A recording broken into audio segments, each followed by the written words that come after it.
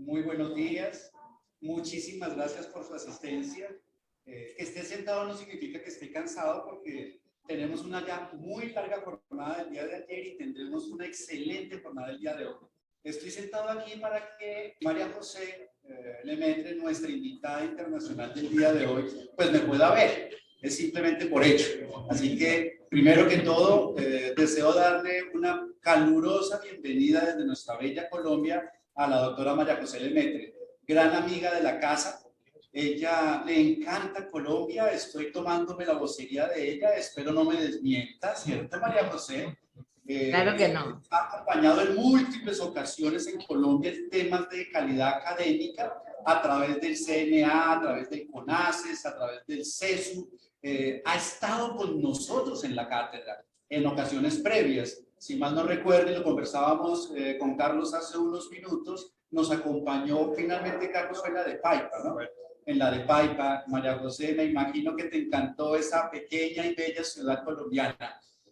María José en este momento es la directora ejecutiva del SINDA. Ya estuvo también en altos cargos de dirección en temas de aseguramiento de la calidad a nivel internacional, específicamente con la Red Internacional de Aseguramiento de la Calidad para la Educación. Ella fue su vicepresidenta y adicionalmente también estuvo en el RIACES. Así que pues tenemos una persona de muy alto nivel que nos puede dar una perspectiva internacional de lo que corresponde al aseguramiento de la calidad.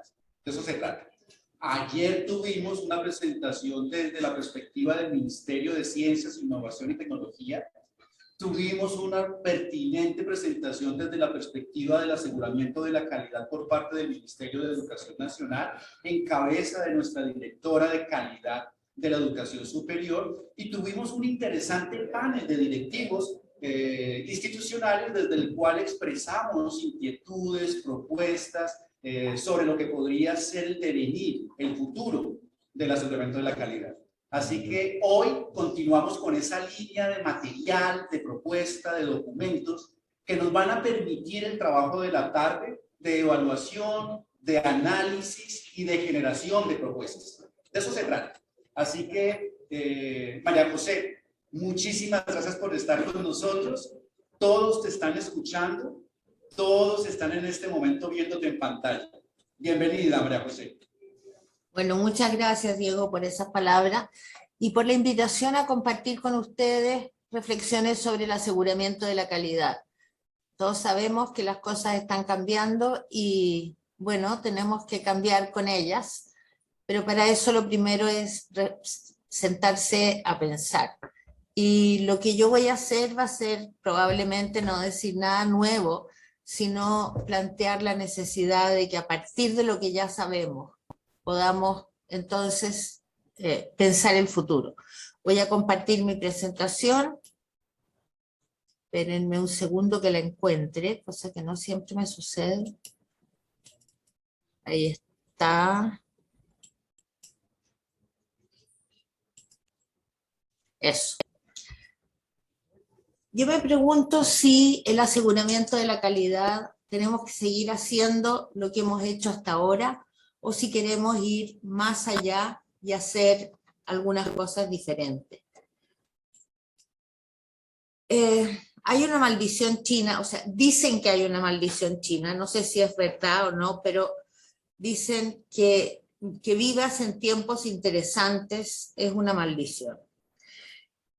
Robert Kennedy en 1966 ya reconocía que vivíamos en tiempos interesantes, tiempos de peligro y de incertidumbre, pero tiempos abiertos a la energía creativa. No sé si esto será a lo mejor que siempre vivimos en tiempos interesantes, pero nadie podría negar que en este momento estamos viviendo tiempos extremadamente interesantes. Tiempos en que hemos pasado peligros reales, peligros de enfermedad, de muerte, peligros de dificultad de cumplir con las misiones institucionales, pero sobre todo un peligro de incertidumbre. No sabemos lo que viene, no sabemos cómo va a ser el futuro. Y eso nos obliga a abrirnos a esta energía creativa que tenemos que desarrollar y abrir. Hay cosas que sabíamos. Desde hace mucho tiempo sabíamos que el entorno geopolítico estaba cambiando y que de esta idea de que nosotros nos mirábamos siempre en comparación con Europa o con Estados Unidos, hoy día nos hace mirar otras regiones del mundo. También estamos viendo directamente el efecto de los cambios geopolíticos, de los problemas de los países a través de las migraciones. Y todos nuestros países están hoy día siendo lugares de recepción, de acogida a personas que vienen de distintos lugares.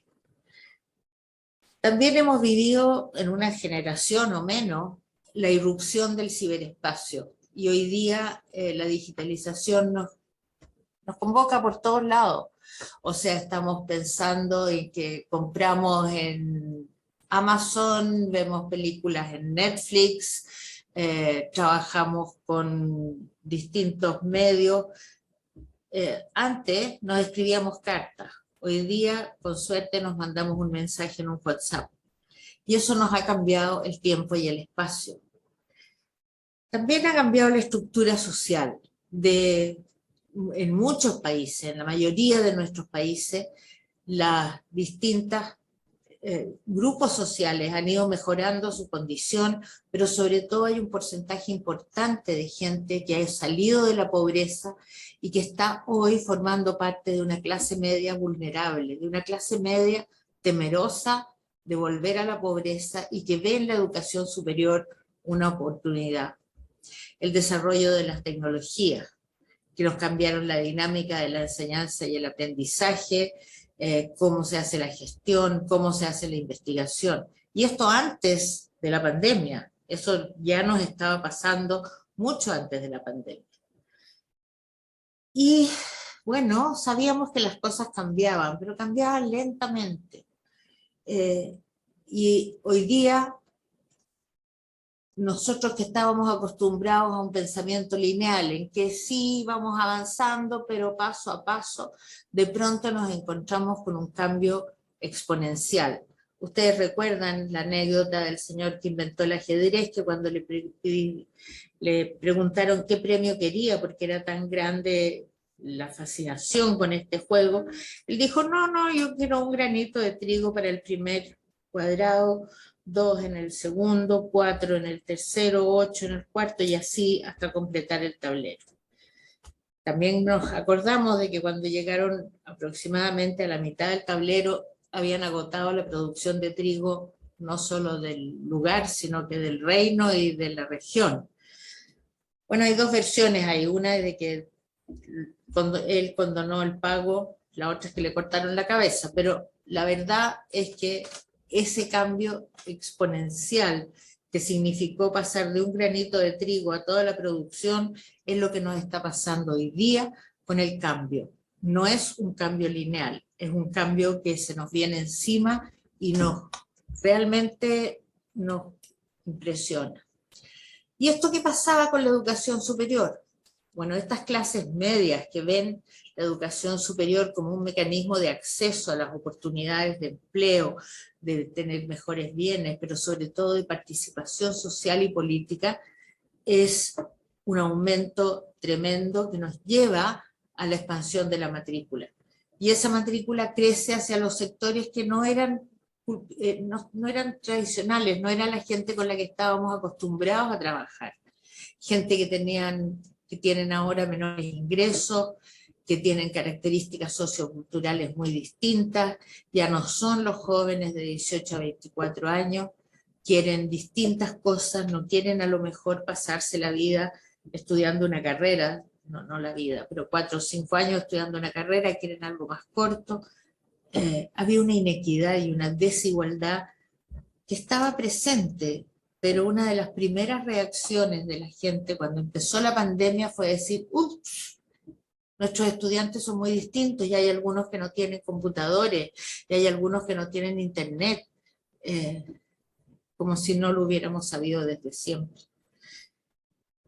Como respuesta a eso, los sistemas en general han desarrollado distintos tipos de instituciones, de programas, de modalidades de enseñanza, de población estudiantil.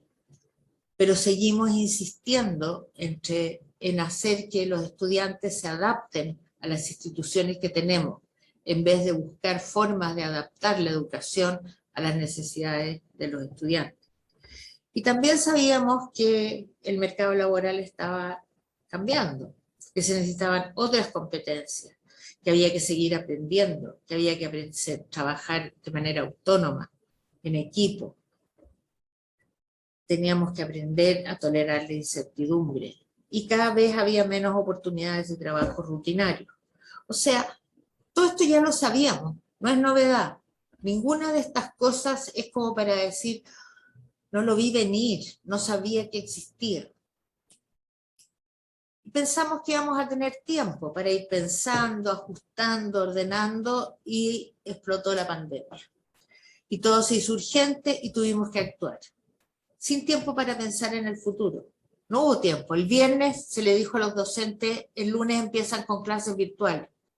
Pero sí, clases virtuales porque no se puede juntar la gente, así que, y tuvimos que actuar. Bueno, llevamos 2 años de pandemia, estamos llegando a un punto en el que o nos aburrimos de hablar de ella, o de verdad se está reduciendo su impacto, pero tenemos que darnos tiempo para pensar. Tenemos que aprovechar esta experiencia, porque durante estos 2 años aprendimos muchas cosas. Aprendimos las cosas que resultaron, las cosas que salieron bien, las cosas que hicimos por inercia, porque ya estábamos haciéndolas y seguimos haciéndolas igual, las cosas que descubrimos, lo que no resultó, lo que pensamos que era bueno y no era tan bueno. Tenemos que volver a pensar cómo entendemos calidad, pero calidad no solamente en términos de cuántos estudiantes egresan, sino que calidad en la gestión, calidad en los servicios de información, calidad en la docencia, calidad en todo lo que hacemos, calidad en la investigación, en la vinculación con el medio. Y tenemos entonces que pensar el futuro y trabajar juntos en la búsqueda de respuestas nuevas para un futuro que ya no es como estábamos acostumbrados a que fuera. Como decía antes, el futuro era lineal, era un poco más de lo mismo, un poco más cosas. Ahora no. Y entonces la tarea fundamental es reconstruir la calidad como una tarea de todos en la educación superior. Generalmente pensamos que la calidad es responsabilidad de la Unidad de Aseguramiento de la Calidad o de la Dirección de Calidad del Ministerio de Educación o del CONACE o del CNA. No, la calidad es una tarea de todos y cada uno de los integrantes de una institución, porque los únicos responsables de la calidad son la propia comunidad universitaria. Y es esa comunidad universitaria la que tiene que comprometerse con la calidad. Pero antes de seguir, quiero un poquito de historia, porque América Latina tiene una rica historia de aseguramiento de la calidad. Una historia interesante porque es la región del mundo que tiene una historia más larga en aseguramiento de la calidad después de Estados Unidos. Es más larga que la de Europa, es más larga que la de Australia, es mucho más larga que la de África o de los países árabes. Y es también muy diversa, y eso es interesante. Y vamos a mirar 3 maneras de mirar el aseguramiento de la calidad en América Latina: los mecanismos nacionales, las iniciativas subregionales y la red regional. Los mecanismos nacionales partieron muy temprano. En 1990, ya durante la década de los 90, se instalaron los principales organismos de aseguramiento de la calidad de la región. En general fueron impulsados por los gobiernos, preocupados muchas veces por la irrupción de instituciones privadas que venían de alguna manera a absorber la demanda, esta demanda creciente de una clase media emergente, y también a ofrecer alternativas más baratas o más sencillas o de más fácil acceso. Estos mecanismos nacionales es interesante ver que son todos muy distintos. Tienen procedimientos parecidos, pero son distintos de múltiples maneras. De la propiedad, por ejemplo. Hay algunos que son parte del gobierno. Hay otros que son públicos pero autónomos.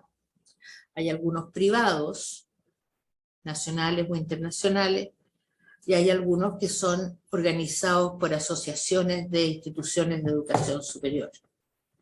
Y cada uno de estos tiene sus características propias, son distintos. También hay diferencia en sus propósitos. Hay algunos que quieren controlar la calidad mediante el establecimiento de líneas base. Por ejemplo, lo que hace el CONASES con el registro calificado. Si no se pasa a un cierto nivel de calidad está preestablecido, no se puede operar. Hay otros que miran más bien la garantía de la calidad desde la perspectiva del cumplimiento de los propósitos institucionales, pero también de criterios de calidad, lo que hace el CNA. Y hay una tercera modalidad en que el foco está mucho más en la mejora continua y en que no se mira tanto el desempeño de la institución, que también se mira, pero principalmente lo que importa es los mecanismos internos que tiene la institución para regular su calidad. A veces se miran instituciones, a veces se miran programas, a veces se miran instituciones y programas. Pueden ser sistemas voluntarios, donde la gente puede o no pedir la acreditación o el licenciamiento. Hay otros donde es obligatorio. Generalmente las estrategias de licenciamiento, de control de calidad son obligatorias.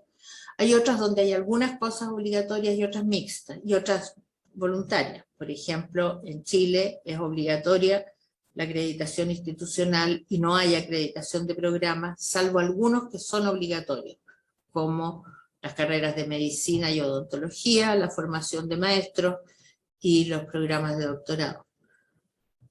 Y bueno, han ido desarrollándose con distintos tipos de consolidación, algunos más consolidados que otros. Hay también iniciativas subregionales que son importantes. Por ejemplo, hay en Centroamérica varias agencias regionales que acreditan que tienen miembros de los distintos países y acreditan programas en cualquiera de los países y siendo de validez regional. Está, por ejemplo, ACAI, que se ocupa de las carreras de ingeniería y arquitectura, a César en la parte agroalimentaria, a CAP, que mira los programas de posgrado. En Centroamérica también se creó el Consejo Centroamericano de Acreditación, que originalmente iba a ser un organismo que iba a evaluar carreras o instituciones en países que no tuvieran mecanismos de aseguramiento de la calidad, pero que después se convirtió en un organismo que yo llamaría de segundo piso, es decir, lo que hace es evaluar agencias de acreditación en la región.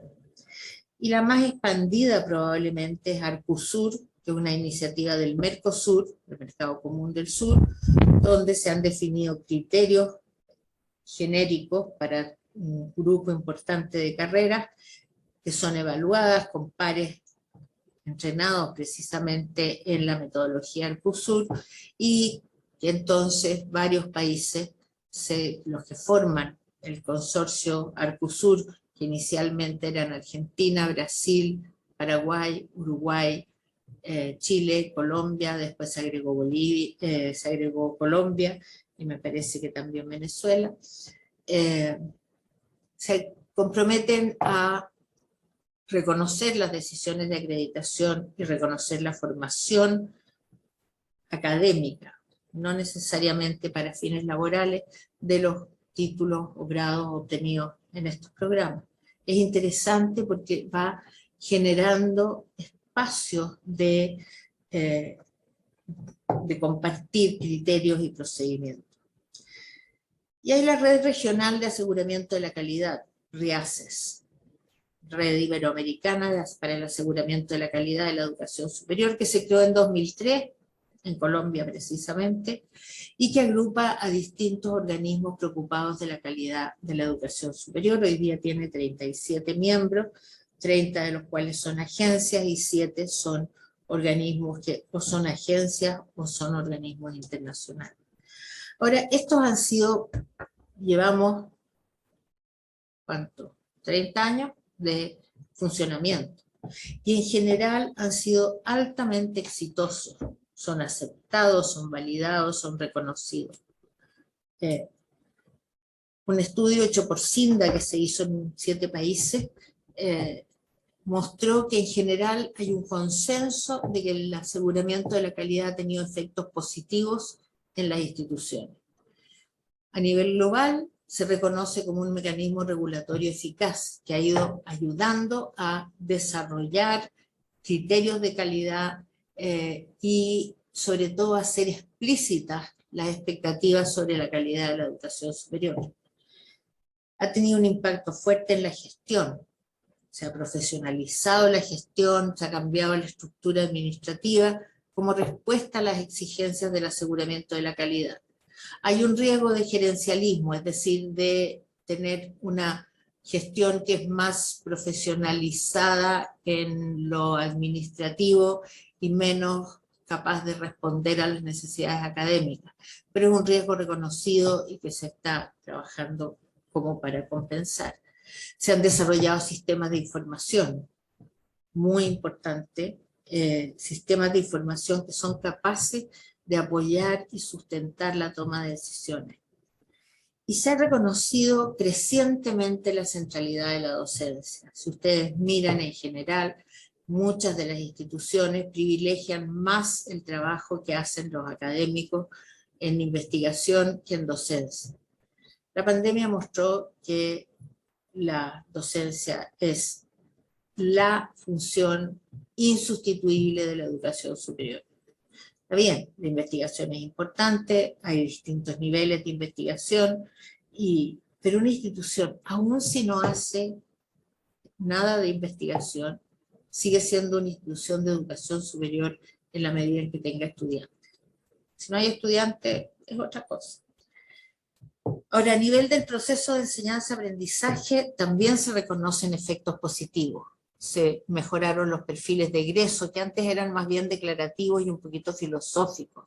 Vamos a formar los mejores profesionales que el país necesita para el siglo XXI. Sonaba muy bonito, pero uno no sabía si estaban formando periodistas o enfermeras.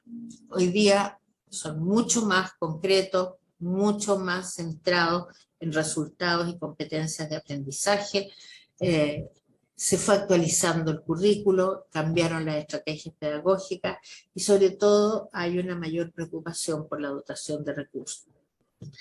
Sin embargo, estos cambios no siempre son muy visibles para las autoridades centrales, que atribuyen gran parte de los cambios y de las mejoras a la propia gestión de las autoridades. Sin embargo, esos cambios están y también se atribuyen en muchos casos al efecto de los procesos de aseguramiento de la calidad.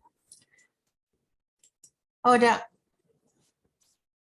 esto de que hayan sido exitosos es también riesgoso, porque han sido tan exitosos que de pronto se genera una cierta dificultad en la adecuación a las condiciones nuevas. ¿Cuáles han sido sus éxitos? Le mostraron a las instituciones lo importante que era darle una mirada crítica y aprender a evaluarse. Y eso es algo generalizado, nadie lo discute, todos sabemos que se ha desarrollado una cultura de la evaluación.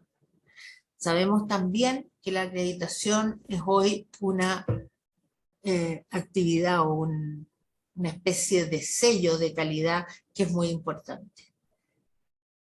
También se han ordenado los sistemas desregulados, las instituciones que salían así, en Chile decimos como callampas, como hongos que salen después de la lluvia.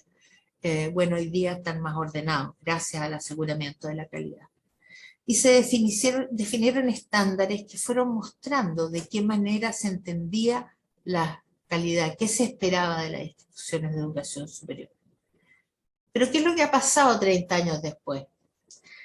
Esta cultura de la evaluación se ha ido traduciendo en una mirada que es burocrática, que es formalista, donde se toma el informe del periodo anterior, se le pasa a una secretaria, se le dice que arregle los datos y los actualice, y pasa el informe del papel al computador y al papel de vuelta, a veces al papel, a veces sigue siendo en el computador, pero no pasa realmente por la cabeza de nadie. Entonces no es una evaluación, es un cumplimiento de rutina.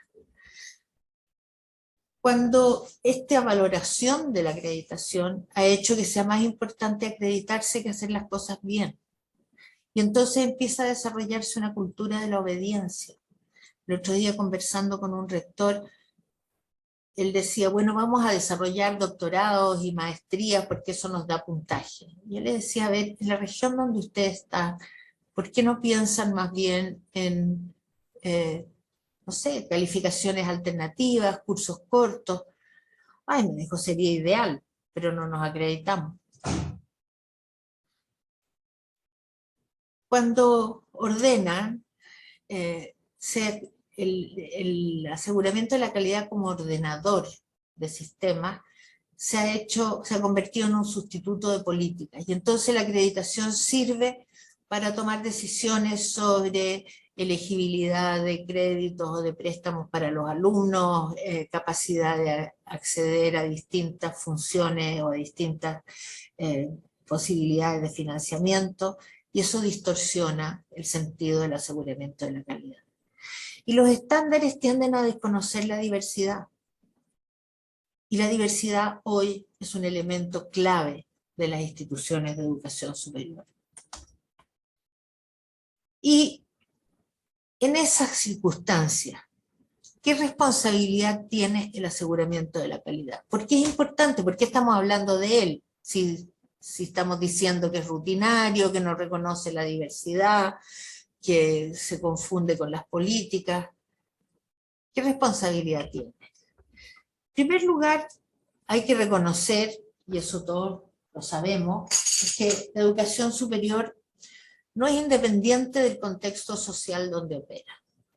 Recibe influencias de la sociedad. La sociedad, de alguna manera, va cambiando y le va planteando exigencias o restricciones nuevas a las instituciones de educación superior. Lo vemos en los cambios en las poblaciones estudiantiles, lo vemos en las necesidades de investigación, lo vemos en el conjunto de influencias que recibe la educación superior. Pero es tal vez uno de los organismos sociales que tiene más impacto como agente de cambio, porque tiene una responsabilidad de transformar a sus estudiantes. Es clave eso. Los estudiantes que ingresan a la educación superior no pueden salir iguales, tienen que salir distintos. Y la responsabilidad de las instituciones es que esa transformación sea positiva. Y el aseguramiento de la calidad entonces debiera contribuir a eso, contribuir a mejorar la calidad, a mejorar la pertinencia de la educación superior. Pero lo que no hay que olvidar nunca, y a veces se nos olvida, o no sé si se nos olvida o si queremos que se nos olvide, es que es evaluación. Siempre el aseguramiento de la calidad tiene un componente de evaluación. Y la evaluación es siempre una relación de poder. El que evalúa tiene poder sobre el evaluado. Y entonces la tentación de los organismos de aseguramiento de la calidad y de los pares evaluadores es la tentación irresistible de que uno le dice a las universidades, por ejemplo, que son estos organismos tan importantes en la sociedad, uno le puede decir lo que tienen que hacer. Y siempre les decimos cosas, aún sin necesidad de que sean indispensables.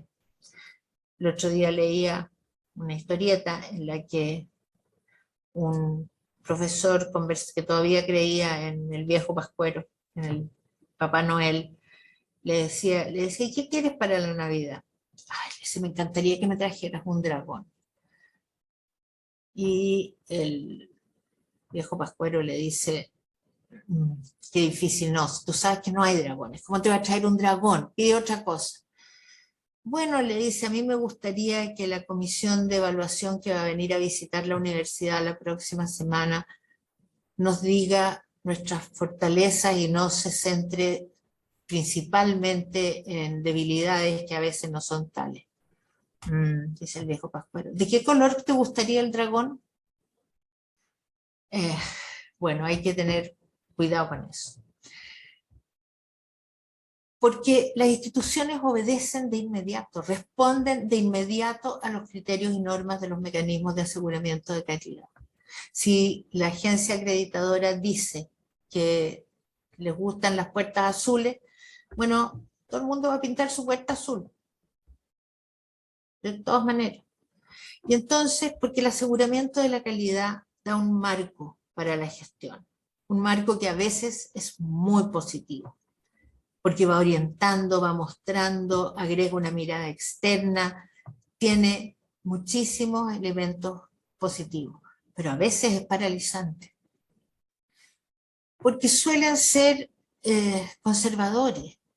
Los miembros de los organismos de aseguramiento de la calidad vienen de instituciones prestigiosas, son académicos prestigiosos, por eso están ahí. Los evaluadores están escogidos dentro de las instituciones más reputadas y los indicadores tienden a privilegiar funciones y programas tradicionales.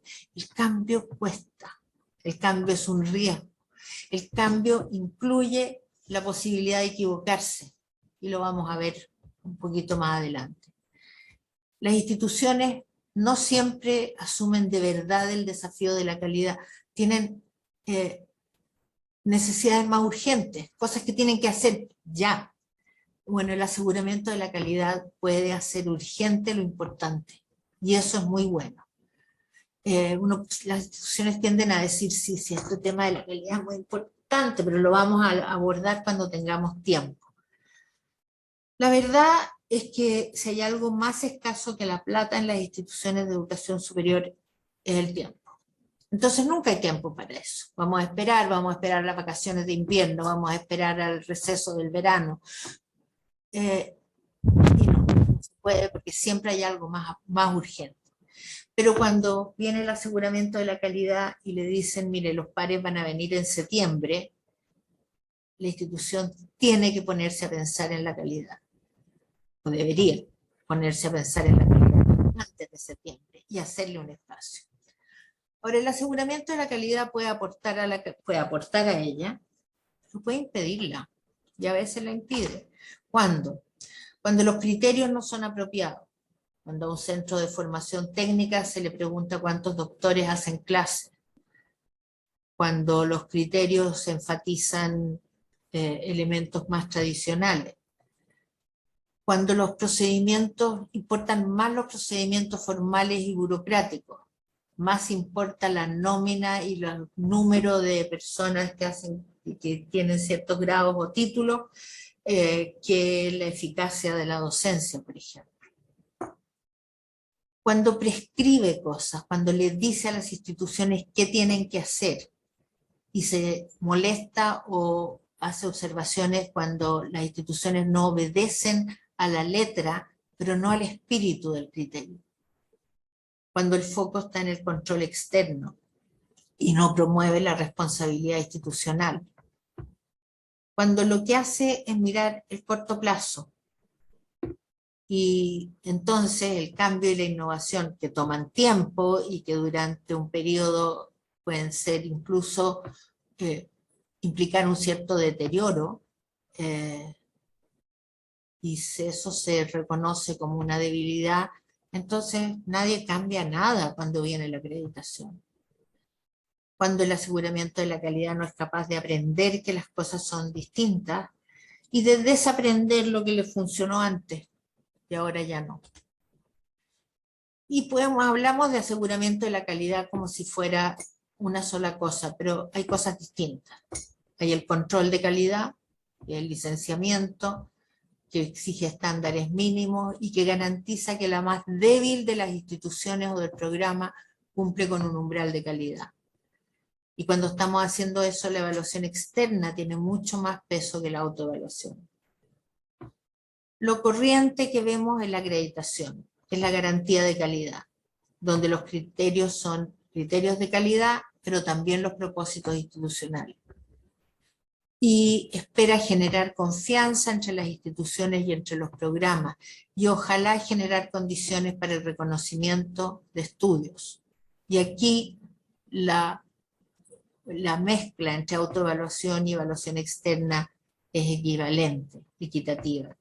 Generalmente, desgraciadamente, se le presta más atención a la evaluación externa que a la autoevaluación, pero esa es una enfermedad del sistema y no un aspecto positivo. Y tenemos que avanzar hacia la auditoría académica, donde lo que nos interesa es ver de qué manera la institución tiene criterios para gestionar internamente la calidad, cómo hace la institución para saber que lo está haciendo bien o para reconocer cuando lo está haciendo mal y para tomar medidas. Esta es como la etapa a la que debiéramos aspirar, y aquí lo más importante es la autoevaluación, pero hay una evaluación externa que permite también verificar que las cosas se están dando en su debida forma. Y tiene dos miradas el aseguramiento de la calidad. Una mirada hacia atrás. ¿Cuánto hemos avanzado? Aquí estamos subiendo una montaña y hemos subido mucho. Ustedes ven que estamos muy por encima de las nubes, de los cerros de más abajo. Miramos hacia atrás y decimos, uy, qué bueno, hemos avanzado mucho. ¿Cuál es el resultado? Bueno, hemos aprendido ciertas cosas, aprendimos que tenemos que estar amarrados unos con otros, sabemos usar los bastones, estamos avanzando y hemos llegado a un punto donde nos sentimos tranquilos. Ese aseguramiento de la calidad es como la foto de donde estamos en este momento. Pero es poco útil si no miramos hacia adelante. ¿Cuánto falta? ¿Qué tenemos que hacer para llegar efectivamente a la cumbre? ¿Cómo tenemos que racionar nuestras fuerzas? ¿Cómo tenemos que ir avanzando paso a paso? No podemos correr en una montaña, no podemos correr en el aseguramiento de la calidad. Y entonces enfrentamos ciertos desafíos que son vigentes para la educación superior y obviamente para el aseguramiento de la calidad, que está al servicio de la educación superior. ¿Qué desafíos tienen las instituciones? Bueno, aumenta y se diversifica la demanda. La institución tiene que decidir a qué estudiantes va a admitir, qué necesitan esos estudiantes. ¿Va a ser una institución inclusiva o selectiva? ¿Podemos asumir nuevos modelos de docencia, de investigación? ¿Cómo equilibramos las necesidades de nuestros estudiantes, las prioridades de nuestra institución con el bien común o con las necesidades nacionales? Todas las respuestas que se dan aquí son factibles, son todas posibles, no hay ninguna que sea una mala decisión, pero hay que ser consecuente con las decisiones que se toman. Si miramos las modalidades de educación superior, ¿podemos abrirnos a nuevos modelos formativos? ¿Entendemos lo que significa el Marco Nacional de Cualificaciones? ¿Somos capaces de reconocer aprendizajes previos o obligamos a la gente a repetir algo que ya sabe? ¿Cómo hacemos con la gente que tiene estudios parciales? Pensamos en usar módulos, en una modularización de la docencia. Podemos certificar competencias. ¿Cómo desarrollamos la capacidad de aprendizaje activo? Si miramos las competencias para la fuerza de trabajo, ¿estamos hablando de universidades o estamos ampliándonos a otros niveles? ¿Tenemos un espacio para el aprendizaje de las competencias transferibles? ¿Vamos a ofrecer distintos tipos de programas? Porque hay programas de ciclo corto, hay programas profesionales, hay maestrías y doctorados académicos, hay maestrías y doctorados profesionales, hay programas formales, hay diplomas, hay certificados, hay badges o certificaciones digitales de módulos. Esos son desafíos de las instituciones. Las instituciones tienen que tomar decisiones sobre esto. Y siguen. En esta digitalización creciente, ¿entendemos cuál es el nuevo rol de los docentes? ¿Cuáles son los criterios que tenemos que tomar en cuenta para una carrera académica? ¿Cómo adecuamos los métodos de enseñanza? ¿Cómo tomamos en cuenta las redes sociales? ¿Cómo diseñamos procesos virtuales de formación? Que no es lo mismo que la docencia remota de emergencia que usamos durante el periodo de la pandemia. Durante el periodo de la pandemia adaptamos cosas. Si queremos procesos virtuales de formación, tenemos que entrarle en serio a lo que eso significa. En el campo de la internacionalización, que cada vez es más clave, seguimos pensando en movilidad, una movilidad que beneficia a unos pocos estudiantes, solo los que se pueden mover, o buscamos maneras de que la movilidad beneficie a todos. ¿Cómo estamos considerando la interculturalidad? Nuestras instituciones son cada vez más interculturales, y no estoy hablando solamente de los pueblos originarios o de los migrantes, sino que de distintas culturas de esta nueva y más diversa población estudiantil. ¿Cómo incorporamos la internacionalización en actividades en casa? ¿O cómo modificamos el currículo para incorporar la internacionalización? ¿Y qué pasa con los modos de producción de conocimiento? ¿Cómo organizamos las funciones en la educación superior? ¿Cuánto de investigación, de actualización, de desarrollo académico? ¿Cómo se relacionan estas con la docencia? ¿Cómo se desarrollan, se vinculan con el medio? Y todas estas son hoy día decisiones que cada institución tiene que tomar.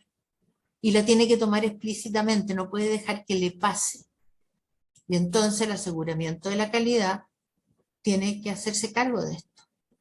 ¿Y cómo se evalúan instituciones que dan respuestas distintas a las tendencias que las afectan? Respuestas que son todas válidas, pero que son distintas. ¿Dónde se juega la calidad de un programa de educación superior?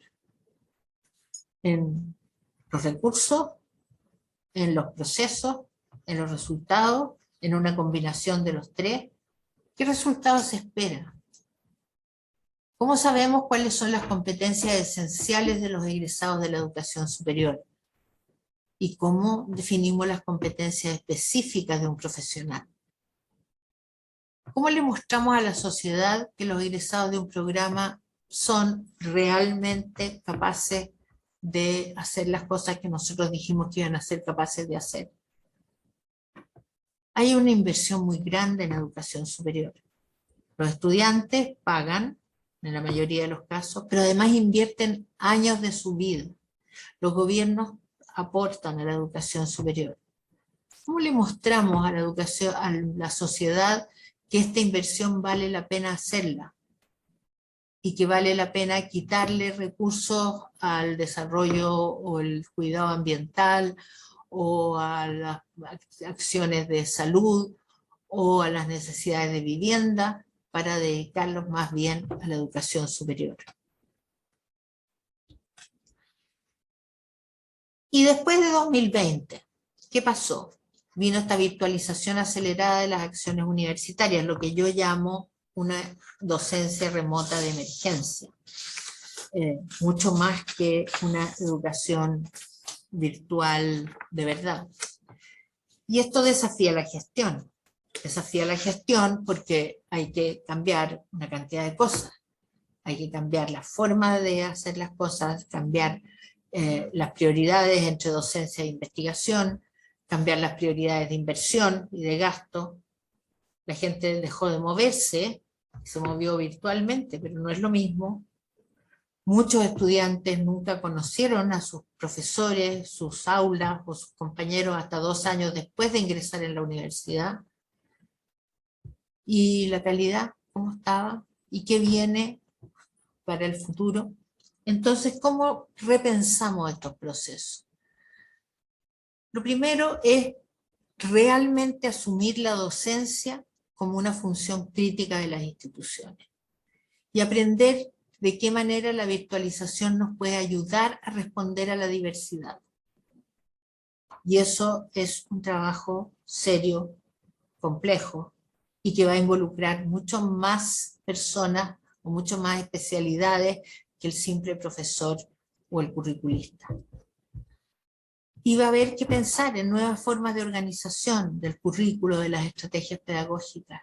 Y los organismos de aseguramiento de la calidad tienen que hacerse cargo de esta necesidad. Hay que formar a docentes, administrativos y estudiantes para que entiendan de qué manera este nuevo escenario obliga a aprender cosas distintas y a desaprender cosas que sabían. Las declaraciones de misión y visión, que suelen ser también muy bonitas, muy poéticas, bueno, hay que mirarlas seriamente. ¿Y cuáles son las funciones principales que vamos de verdad a desarrollar? ¿De qué manera? ¿Cómo va a ser la estructura institucional? ¿Qué capacidad tenemos para responder ante las emergencias? Hay una exigencia de responsabilidad pública. Hay que mirar los procesos y los resultados. Hay que desarrollar mecanismos internos de gestión de la calidad y de sistemas de información. La mirada nueva a la internacionalización y cómo los cambios en estas prioridades de gestión financiera y presupuestaria nos cambian también las necesidades de personal. Por ejemplo, hoy gran parte de las funciones de gestión son ejercidas por profesionales que tienen un pie en el mundo académico y un pie en el mundo de la gestión. Y por tanto no son reconocidos en ninguno de los dos lados. No avanzan en la jerarquía académica porque no publican, y no avanzan en la jerarquía administrativa porque no son administradores. Y entonces tenemos que pensar en eso, porque son esenciales, no podemos vivir sin ellos. ¿Y cuáles son las exigencias que tenemos en cómo vamos a considerar, cómo vamos a financiar estas necesidades de personal, de capacitación, de tecnología? Y hay una pregunta que no nos hacemos y que para la cual no tenemos respuesta. Algunos países europeos están avanzando en esta dirección, pero ¿quién evalúa si el sistema de educación superior es capaz de responder a las necesidades del país? ¿Cuál es la capacidad del sistema para acoger la diversidad y valorarla? ¿Cómo se articulan la educación superior con la educación media o con la educación secundaria? ¿Cómo se articulan entre las instituciones? ¿Cómo se articulan las instituciones con el medio externo? ¿Cómo trabajamos con currículos que son rígidos y que no se hacen cargo de las necesidades distintas de estudiantes de distinta clase, de instituciones que ofrecen programas distintos? ¿Cómo ofrecemos oportunidades para una formación a lo largo de la vida? ¿Hasta dónde el sistema es capaz de entregar una formación integral sobre ciudadanía, sobre responsabilidad social y ambiental, sobre capacidad de convivencia? ¿Hasta dónde la educación superior agrega valor a los estudiantes que llegan? ¿Cómo valoramos la innovación? ¿Cuántos son capaces de aprender las instituciones y el propio sistema de aseguramiento de la calidad? ¿Son capaces de revisar las cosas periódicamente? ¿Cómo se mejora la confianza? Este es el gran desafío que hay. Las instituciones no confían unas en otras y por eso no reconocen estudios, no reconocen títulos. ¿Cómo mejoramos la confianza entre las instituciones y la opinión pública? Y entonces, ¿cómo seguimos? No se asusten que queda poquito.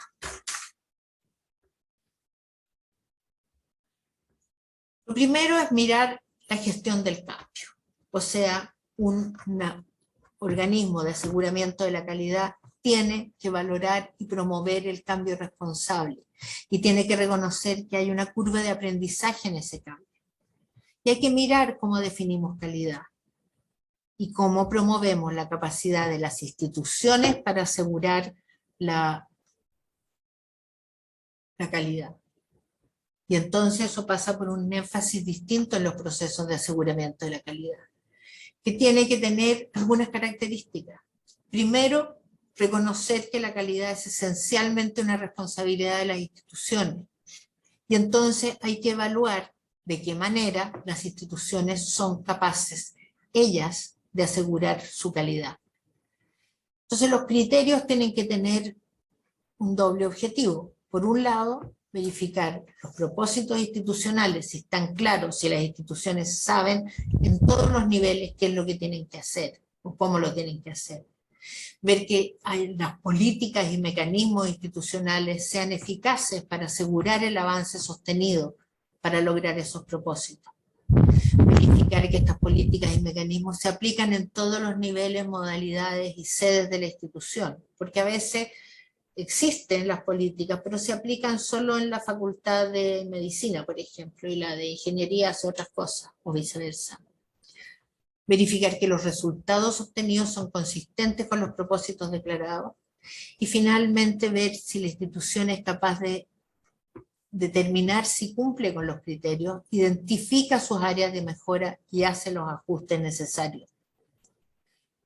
Y esto es lo que llamamos auditoría académica, o la evaluación de la capacidad de autorregulación institucional. Y tenemos que mirar entonces si eso es eficaz. Y para terminar entonces quisiera mostrarles, porque hablamos de la gestión del cambio. Nuestra fantasía, y estamos seguros de que así va a ser, es que cuando cambiamos, mejoramos. Sabemos que cuando hacemos lo mismo, pero mejor, hay una mejora en la calidad. Más computadores, más espacios, más doctores, un mejor currículo, un cambio, un acentuamiento de algunas de las estrategias, en fin. Pero sabemos que hay que cambiar, entonces estamos convencidos de que hacemos nuestros nuevos enfoques y nuevas prácticas e inmediatamente nos vamos a mover hacia un estado de innovación y de mejora. Todos los que han estado involucrados en la gestión del cambio saben que la cosa no es así, desgraciadamente. Cambiamos nuevos enfoques, nuevas prácticas y lo primero que aparece es la disfuncionalidad, las cosas que no funcionan. Lo que yo llamo la incompetencia temporal. Hay cosas que nos cambian, no sé, yo cambié de un auto con cambios mecánicos a un auto con cambio automático y lo primero que hice fue casi estrellarme contra el parabrisas porque apreté el freno convencida de que era el embrague. Y todos hemos tenido experiencias de cambio que nos complican la vida. Y entonces pasamos por un periodo de incompetencia y tenemos que pasar por un proceso de aprendizaje. Y recién cuando ese proceso de aprendizaje está completo, vamos a tener una innovación y mejora. Y las agencias de aseguramiento de la calidad tienen que reconocer esto. Y no pueden hacer que cuando viene la agencia, llega aquí y mira este casillero de una innovación y mejora y lo encuentra vacío. Y entonces, ¿qué hace? Sanciona a la institución y le dice, no, no, no, usted no se acredita. ¿Y qué es lo que hace la institución como respuesta? Bueno, no hace ningún cambio cuando viene la acreditación para no correr ese riesgo. Pero si la agencia es capaz de reconocer este proceso, va a lograr el mecanismo de innovación y de mejora.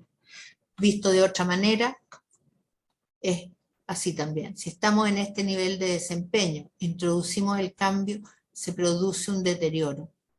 Y ese deterioro tiene que superarse. Y se supera con lo que llamamos el tiempo de recuperación. Nuestra fantasía es cuando introducimos el cambio, es que el desempeño va a subir, subir y va a llegar a un nivel alto. En la práctica, una vez que subimos, la verdad es que tenemos una mejora efectiva, que no es tan grande como nuestra fantasía, pero es mejora. Y tenemos que aceptar eso. Y es parte entonces de los desafíos de la educación superior y del aseguramiento de la calidad. Y esto es para pensar. La cultura es un elemento complejo. Si uno piensa en su propia institución y se mira y dice, a ver, tenemos una cultura de la evaluación que la hemos ido desarrollando. Hay una cultura del cumplimiento, lo que me dice el CNA o el CONACE, yo lo hago. Y hay una cultura de la calidad. Y uno tiene que moverse dentro de este tema. ¿Dónde está la institución en este momento? ¿Y dónde le gustaría que estuviera? Esta es una reflexión personal, pero que puede ayudar. Tenemos muchas preguntas entonces, y ahora es tiempo de buscar respuestas y entiendo que esa es la tarea de ustedes. Muchas gracias. María José.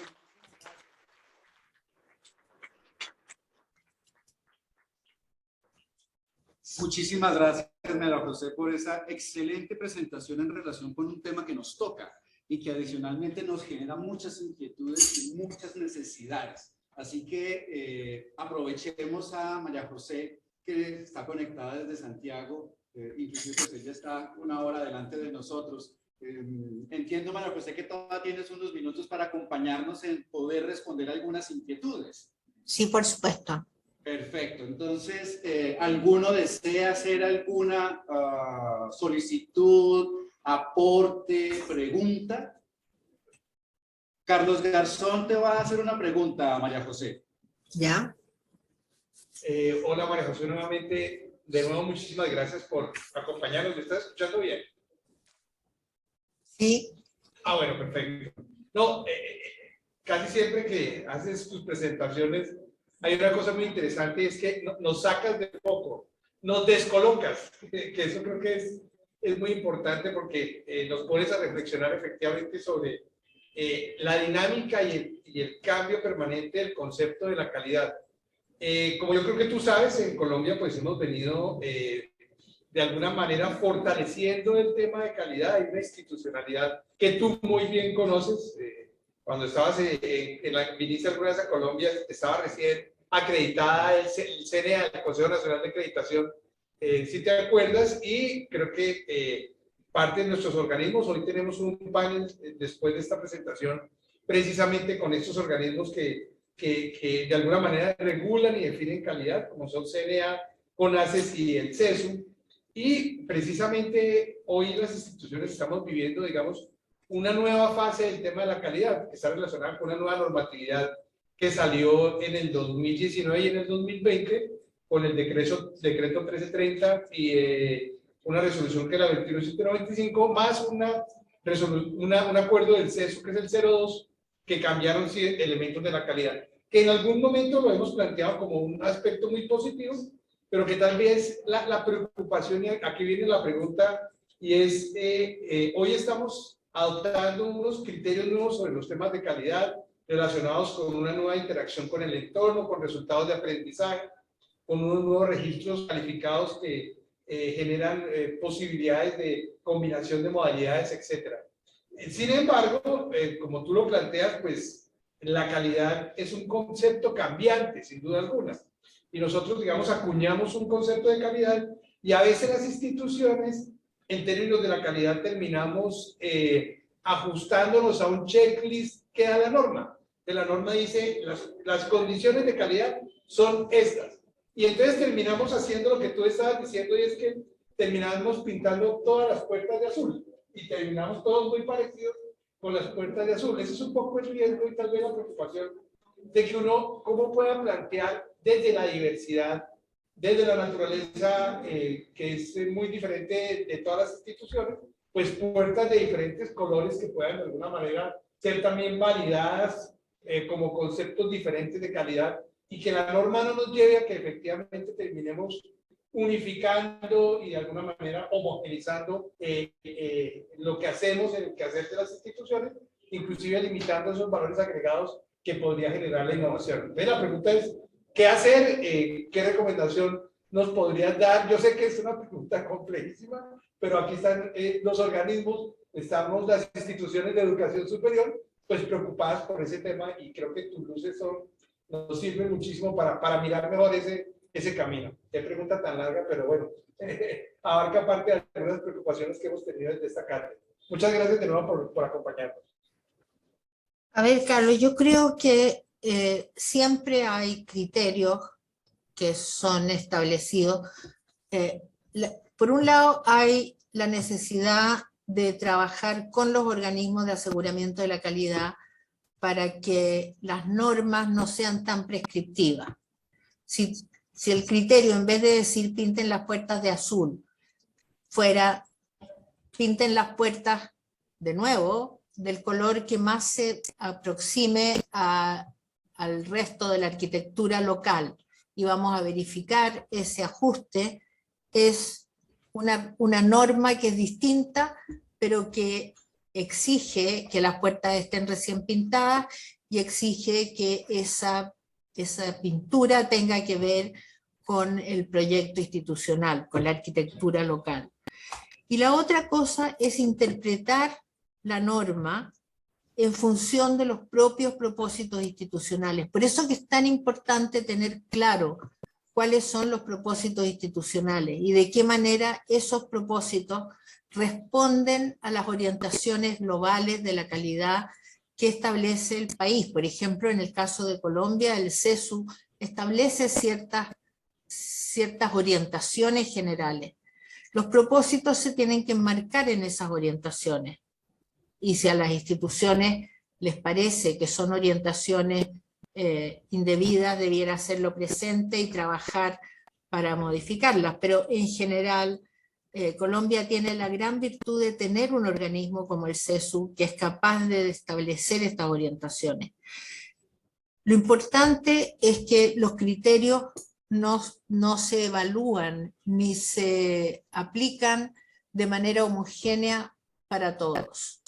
Se tienen que interpretar en el marco de los propósitos institucionales, entendiendo, por supuesto, que los propósitos institucionales son pertinentes y son apropiados en la institución de educación superior. Pero es la única manera. Tiene que haber criterios de calidad, pero tienen que siempre mirarse en función de los propósitos. Yo diría que esa es mi respuesta y es la que en general los organismos de aseguramiento de la calidad tienden a reconocer y aceptar. María José, muchísimas gracias.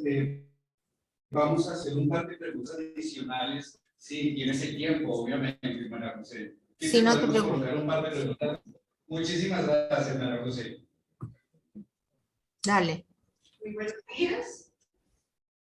Mi nombre es Adriana Rojas, profesora. Quiero felicitarla por su presentación.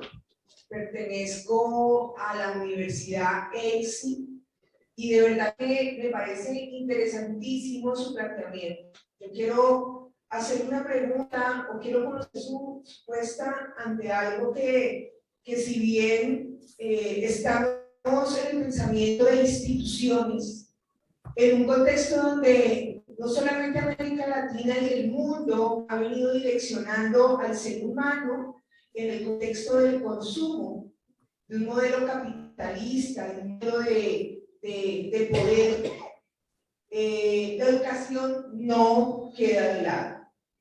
Y no queda de lado en esa mirada que usted está colocando, en esa propuesta donde si la puerta azul la pintan, todos tenemos que pintarlas. Entonces, si bien estamos trabajando con seres humanos, para seres humanos, yo quiero conocer su mirada del contexto del profesor o la profesora. ¿Cuál es el papel que usted cree que desempeña o la importancia ante la calidad cuando nos estamos interesando en institución, en el tema de organización, en el tema de internacionalización, en el tema de la misión, pero cuál es su mirada ante el ser humano, ya que las instituciones las hacemos los seres humanos?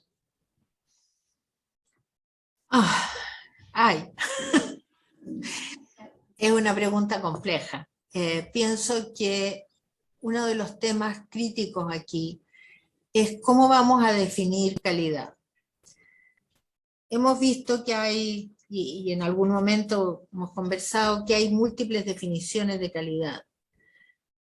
Hay unas definiciones conceptuales, pero hay una de ellas que para mí es muy importante y que habla de la transformación del estudiante. Un estudiante que ingresa a una institución de educación superior, ingresa para cambiar su vida, ingresa para cambiar sus posibilidades de desarrollo. Y la institución tiene que ser capaz de hacerse cargo de esas expectativas, tiene que pensar qué necesita el estudiante. Pero lo primero que tiene que hacer para eso es conocer al estudiante. Y yo creo que muchas instituciones todavía funcionan esencialmente con un estudiante teórico, con un estudiante que es más parecido a como eran los compañeros de curso de los académicos, pero hoy día no son así. Hoy día son otros estudiantes, estudiantes de tiempo parcial, estudiantes adultos, estudiantes que quieren otras cosas. Entonces, me parece que el foco de la calidad en ese sentido es de qué manera la institución conoce a sus estudiantes, conoce a sus académicos y forma tanto estudiantes como académicos desde la perspectiva de lo que quiere lograr, pero pensando siempre en que el objetivo principal es la transformación. Entonces, tenemos que repensar la calidad. La calidad no es solo enseñar a manejar maravillosamente bien un torno o a diseñar un puente para que no se caiga o aprender a sacar apéndices. Como decía alguien alguna vez, cuando uno enseña medicina tiene que tratar al paciente, no la enfermedad. Y yo creo que en la educación superior lo que hay que hacer es trabajar con los estudiantes y los académicos, y no solo con la formación técnica que se les quiere dar. No sé si eso responde a su pregunta, pero yo iría por ahí. Gracias, María José. Vamos a tener una última pregunta antes de continuar con nuestra siguiente actividad. Por favor, Miguel, ¿te presentas, por favor? Doctora María José, buenos días, un cordial saludo desde la Universidad del Cauca. Gracias por esa relevancia de la gestión del cambio dentro de la dinámica de la cultura de la calidad, que de alguna manera también aparece dentro de los criterios de certificaciones con las normas ISO 9001. Entonces, en ese sentido de que se plantea esa brecha de disfuncionalidad temporal, quisiera acudir a su experiencia para saber qué tips pueden asumir las instituciones para mitigar esa brecha de disfuncionalidad. A ver, espero haber entendido su pregunta. ¿De qué manera una institución desarrolla este proceso de aprendizaje que le permite superar la incompetencia temporal? ¿Es eso? Sí, digamos, desde su experiencia, ¿qué casos conoce que puede una institución anticiparse para tratar de mitigar esa brecha de esa disfuncionalidad temporal? A ver, yo creo que la brecha se va a producir siempre, porque como decía la profesora antes, trabajamos con seres humanos y los seres humanos somos lentos en aceptar el cambio. Y siempre nos va a costar porque tendemos a hacer las cosas que sabemos hacer.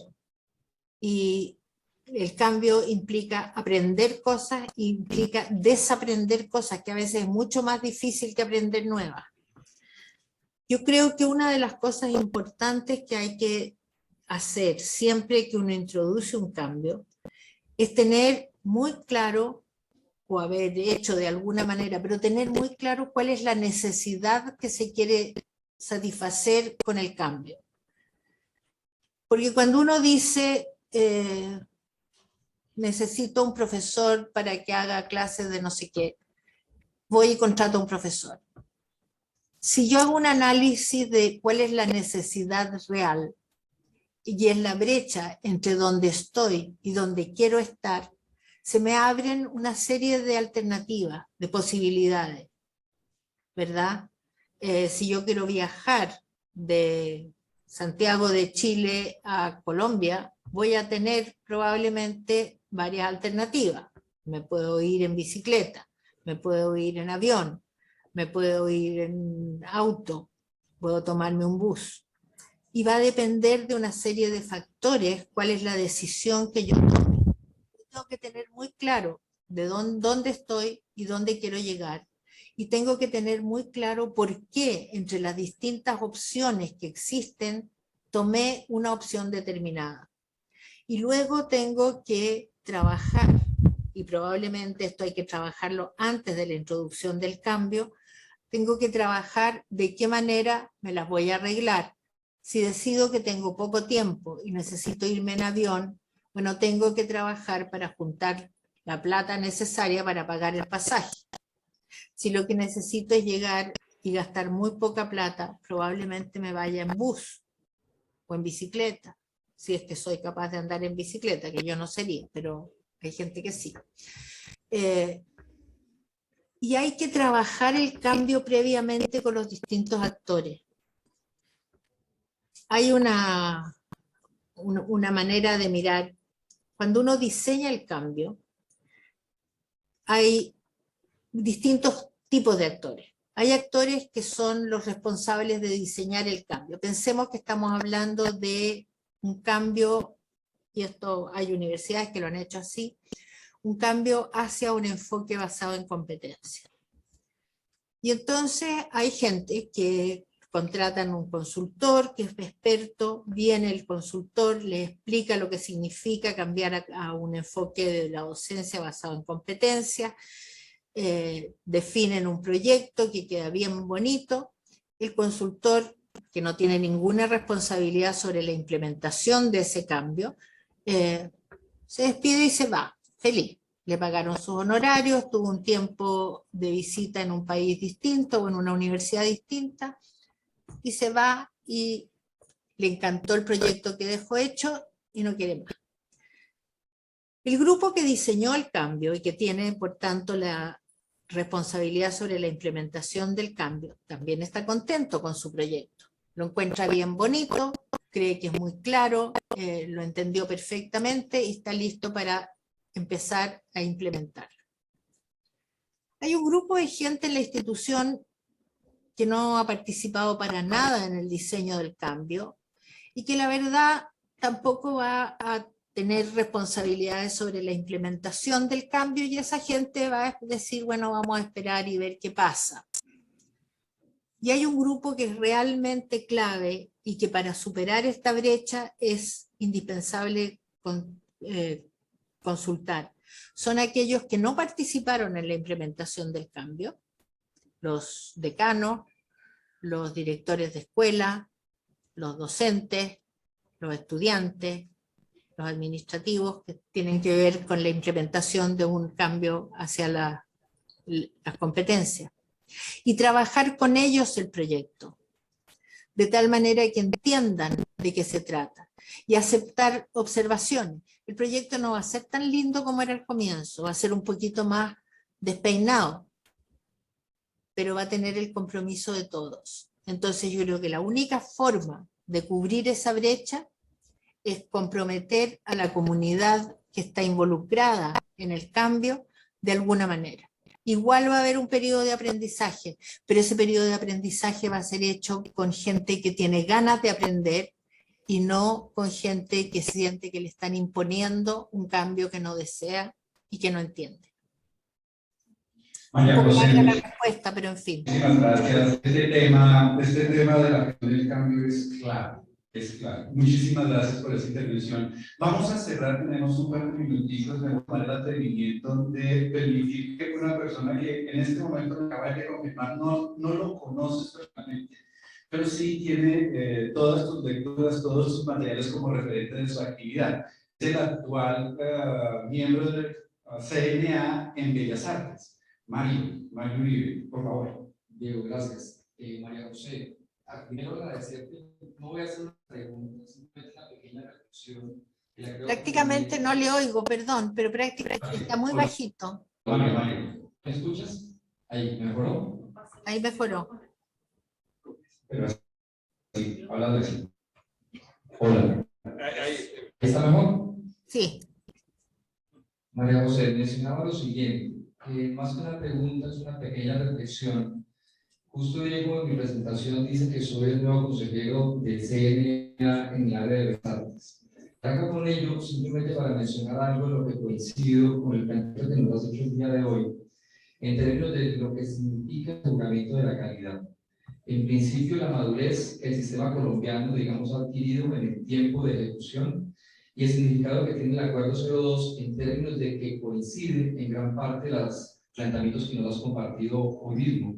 Es decir, que es un sistema que ha cambiado de determinar lo que significaban los resultados y se moviliza a determinar el asunto de los impactos. Es decir, que las evidencias de un listado, si se quiere un checklist, que aunque no ha sido así, pero para resumirlo, hoy día busca que las universidades en su singularidad establezcan sus máximos.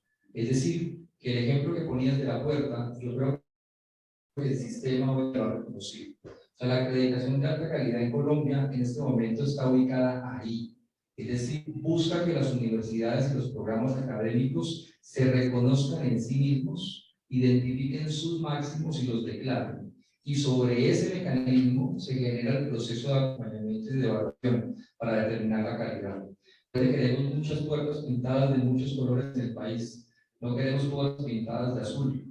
Y queremos incidir en el número de programas acreditados, así como de instituciones. Ayer nos compartían que de 14.964 programas en el país, solamente 1.940 programas tienen acreditación. Eso sin tocar el particular del área que me toca, que es el área de Bellas Artes. La incidencia es aún menor.